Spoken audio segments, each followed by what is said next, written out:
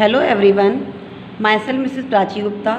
Today I am explaining chapter 7 of second semester of Hindi literature. The name of the chapter is हाथी और टिटहरी।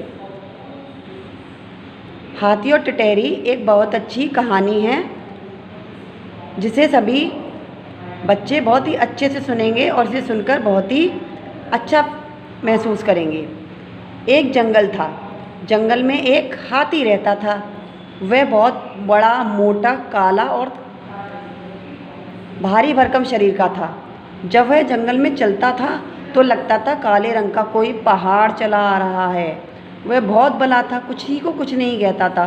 फिर भी सभी जानवर उसके बड़े आकार को देखकर उससे डरते थे।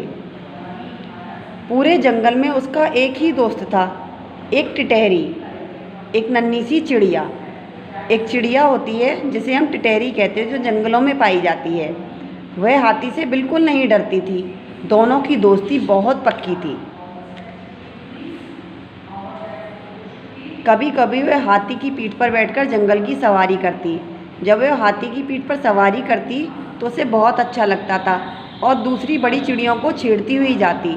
पर दूसरी बड़ी चिड़िया इसलिए उससे कुछ नहीं कहती क्योंकि हाथी उसका दोस्त था। हाथी और टिटहरी दोनों आपस में खूब मजाक करते और उनके दिन बहुत अच्छे से बीत रहे थे। एक दिन हाथी और टिटहरी दोनों खा पी कर लेट कर सो गए। कब नींद आ गई उन दोनों को पता ही नहीं चला। हाथी की जब नींद टूटी तो उसने देखा कि टिटहरी पैर को ऊपर करके सो रही है। यह देखकर हाथी को बड़ा अजीब लगा।